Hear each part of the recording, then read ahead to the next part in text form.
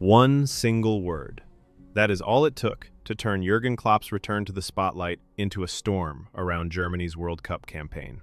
Germany had just opened their tournament with a dominant 7-1 win over Curacao. On the pitch, everything looked perfect. The goals were flowing, the confidence was high, and Julian Nagelsmann's team had made the kind of start every nation dreams of. But away from the scoreline, another story was exploding. Jurgen Klopp, the former Liverpool manager and one of the most respected voices in football, found himself forced to apologize directly to Nagelsmann after a comment on live television sparked criticism across Germany. And Klopp did not try to hide from it. He admitted that one badly chosen word made him feel like he could have punched himself in the face. So what did Klopp say? Why did it cause such a reaction?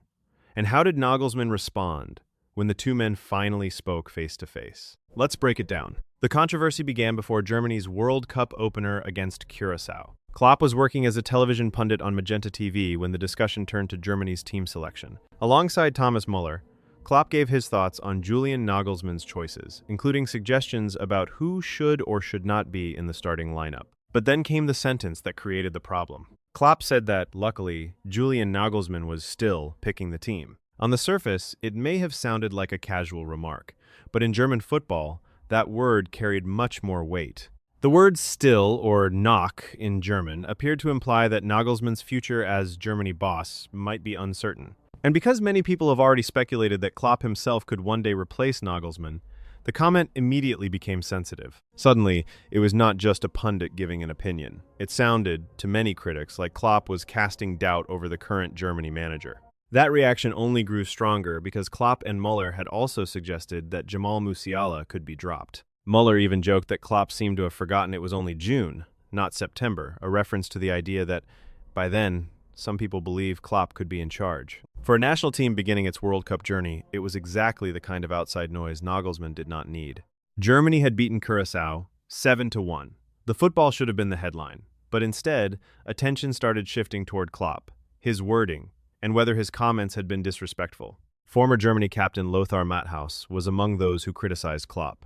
Many in Germany shared that concern, arguing that Klopp and Muller's interaction before the match had crossed a line. For them, it was not just about analysis. It was about respect for the man currently leading the national team, and Klopp quickly realized the damage his words had caused. After Germany's emphatic win, Klopp met Nagelsmann in person on the pitch, with cameras still rolling. This was the moment everyone was watching. Would Nagelsmann be angry? Would Klopp defend himself?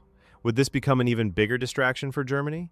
Instead, Klopp chose to apologize. He told Nagelsmann that he had already found the most hated word of the year, still. Then he admitted just how much he regretted saying it. Klopp said he could have punched himself in the face for using that word, but by the time he realized how it sounded, it was already too late. He was live on television. He explained that the word had slipped out casually and had absolutely no deeper meaning.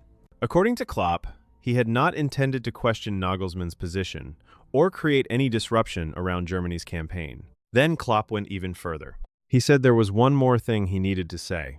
He stressed that he and the pundits were informally part of the team and that they were completely on Nagelsmann's side. In typical Klopp fashion, he even turned the criticism on himself. He said he would soon be 59 and that he was still an idiot. It was a very Klopp-style apology. Honest, emotional, slightly self-deprecating, and designed to remove pressure from the person who mattered most, Julian Nagelsmann. Klopp made it clear that he supported Nagelsmann, whatever decisions the Germany boss made. He insisted that nothing he said was meant to disrupt the process around the national team. And then came the response that helped calm the situation. Nagelsmann laughed. He high-fived Klopp and Muller after the discussion finished. There were no visible signs of anger, no dramatic confrontation, and no public escalation. At least on the surface, the Germany manager appeared ready to move on. In the end, Klopp acted quickly to stop one awkward word from becoming a bigger problem. Germany had started their World Cup with a huge 7-1 victory over Curacao, but the reaction to Klopp's comment showed how intense the pressure around the national team really is. Every word matters. Every opinion is examined. And when the person speaking is Jurgen Klopp, the impact is even bigger. For Nagelsmann, the most important thing now is keeping Germany focused on the tournament. For Klopp, the message was simple.